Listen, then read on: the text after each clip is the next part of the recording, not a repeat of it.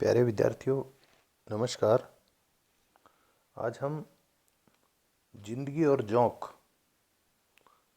कहानी पर जो उसके मुख्य पात्र हैं, जो सबसे प्रमुख उसके पात्र हैं, या यूं कहें कि पूरी कहानी में हर किसी का ध्यान जिस पात्र पर रहता है, उस पात्र का अर्थात रज्जुआ का चरित्र चित्रण करेंगे। ये इसलिए आवश्यक है कि आपकी परीक्षा में जिंदगी और जोंक कहानी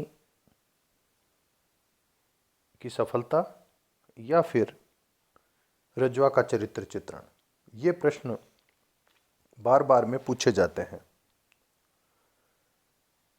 ये एक ऐसी कहानी है जिसमें कहानीकार अमरकांत का ध्यान समाज पर गया है, और कोई भी साहित्यकार, कोई भी कहानीकार समाज पर अपना ध्यान केंद्रित करते हुए ही कहानी या अन्य कोई विधा लिखता है। साहित्य समाज का दर्पण होता है। जो कुछ समाज में चल रहा होता है, घट रहा होता है, वो साहित्य में आता है, प्रतिबिंबित हो ही जाता है। तो अमरकांत की ये एक ऐसी कहानी है जो समाज के उस निरीह, उस कमजोर व्यक्ति की ओर हमारा ध्यान ले जाती है, जिस पर हम सबको सोचने की आवश्यकता है, जिसकी मदद करने की आवश्यकता है। बहुत सारे ऐसे लोग होते हैं जो बेहद गरीबी में मध्यम वर्ग से भी नीचे का, यानी निम्न मध्यम वर्ग का जीवन जीते हुए, और वह मुश्किल अपना गुजारा कर पाते हैं, फिर भी जीवन जीने की जो लालसा है वो देखने लायक उनमें होती है।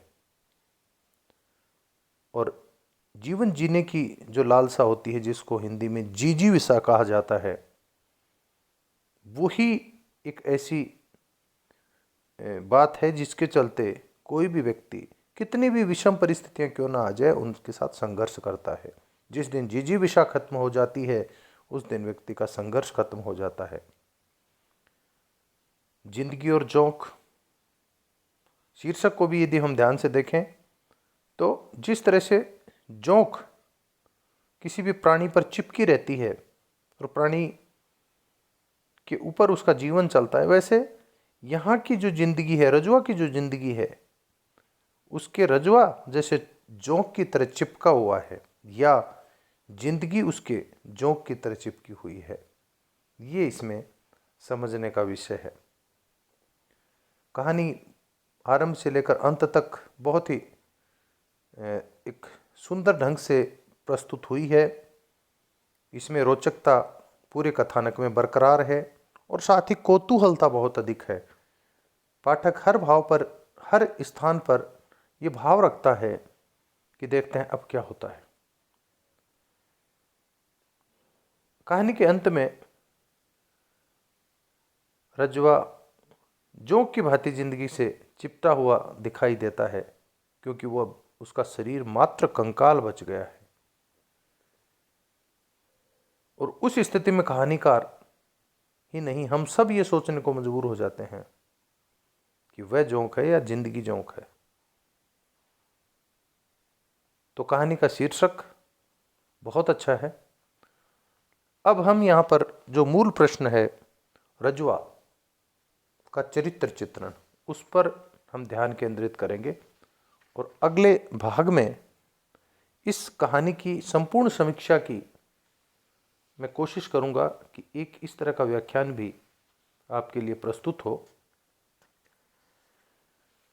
जैसा कि मैंने बताया, रज्जुआ जिंदगी और जोंक कहानी का सबसे प्रमुख पात्र है। कहानी के एक अन्य पात्र शिवनाथ बाबू के द्वारा दिया हुआ यह नाम है रज्जुआ, जबकि उसके घर का जो वास्तविक नाम है वो गोपाल है, लेकिन सारे लोग उसे रज्जुआ ही कहते हैं। इसमें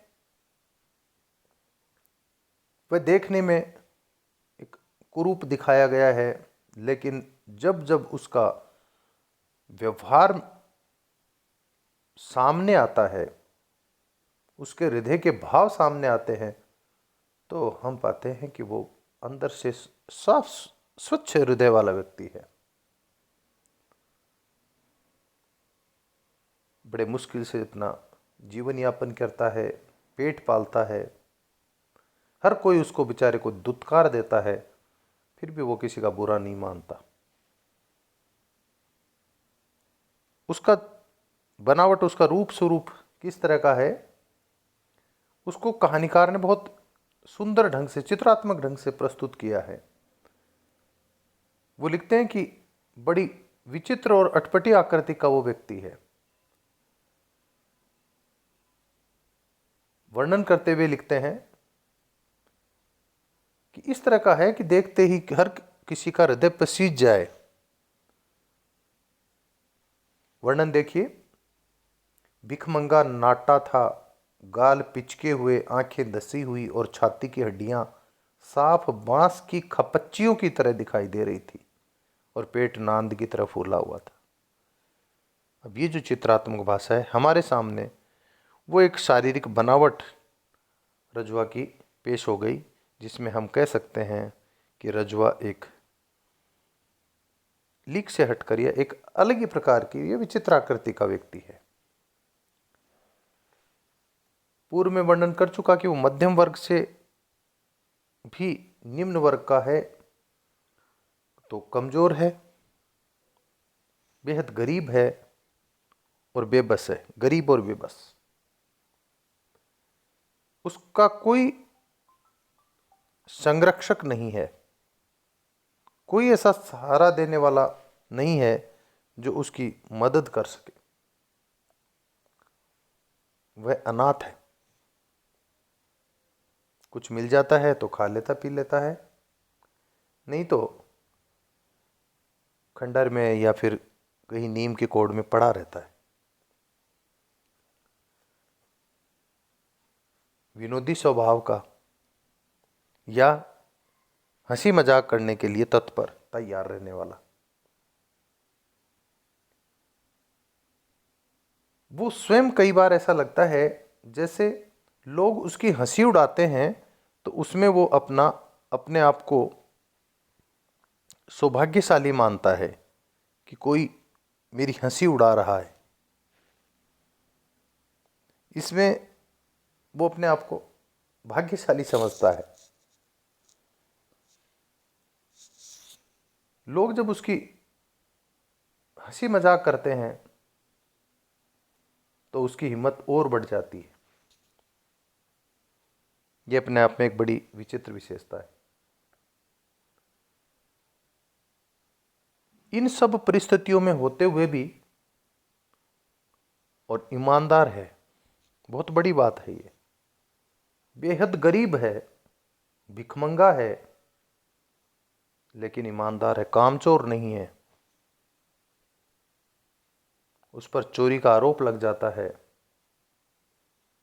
कहानी जब शुरुआत होती है तो उसके ऊपर एक चोरी का आरोप लगता है कि उसने साड़ी चुरा ली है। उसकी पिटाई हो जाती है, लेकिन साड़ी उसने चुराई नहीं। साड़ी अंत में शिवनाथ बाबू के घर में मिल जाती है। तो वह बड़ा ईमानदार व्यक्ति है। जो भी कोई उसे काम बताता है वो उसे लगन से करता है, मेहनती है। शारीरिक दृष्टि से जैसा मैंने वर्णन किया वो बहुत ही कमजोर है, लेकिन काम करने के लिए जो तत्परता होनी चाहिए उस तत्परता में कोई कमी वो आने ही नहीं देता।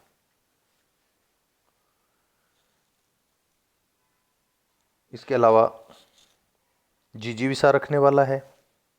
जिजीविषा, जिजीविषा अर्थात जीने की इच्छा, कामना रखने वाला है। इतनी सब विकट परिस्थितियों में होते हुए भी, दुखमय जीवन जीते हुए भी उसके जीवन में कहीं पर भी कोई सुख और आराम नहीं है, फिर भी जीवन के प्रति उसका लगाव देखने लायक है।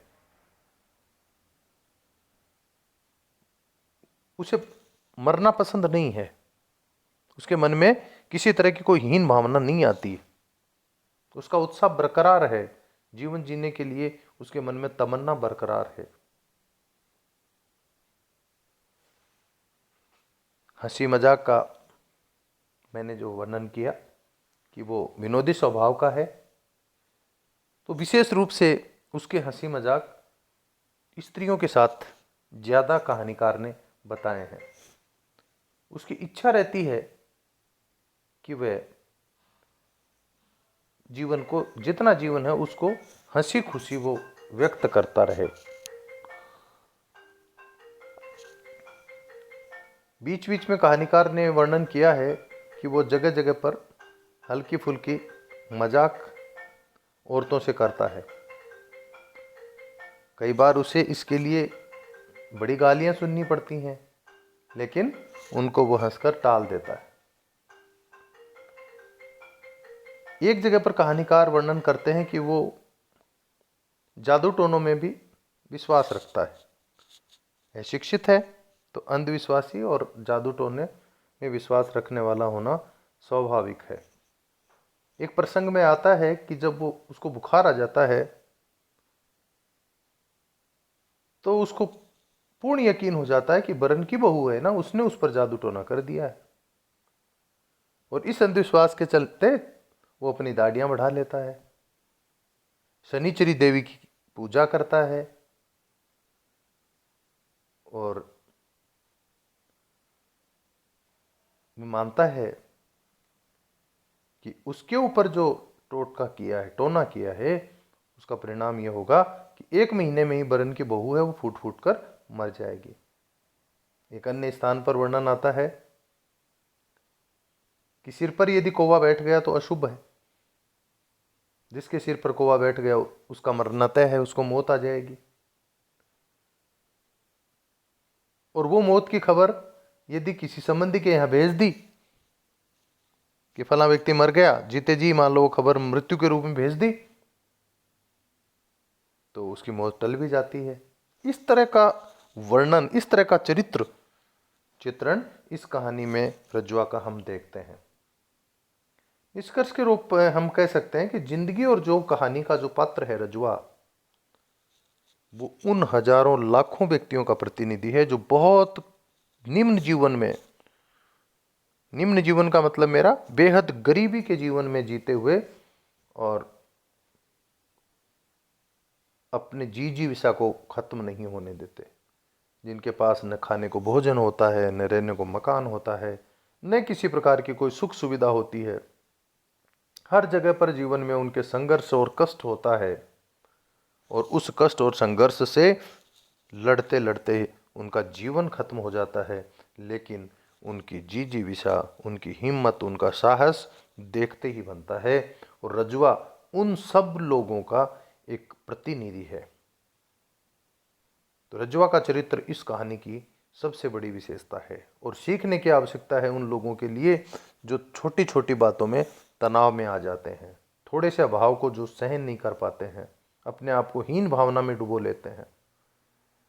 उन सब के लिए रज्जुआ हमें ईमानदारी सिखाता है, रज्जुआ हमें सहनशीलता सिखाता है, रज्जुआ हमें मेहनती होना सिखाता है। रज्जुआ सिखाता है कि किस तरह से यदि विपरीत परिस्थितियों से लड़ा जाए तो उससे निकला जा सकता है। बहुत ही प्रभावी चित्रण इस कहानी के माध्यम से कहानीकार अमरकांत ने किया है। धन्यवाद।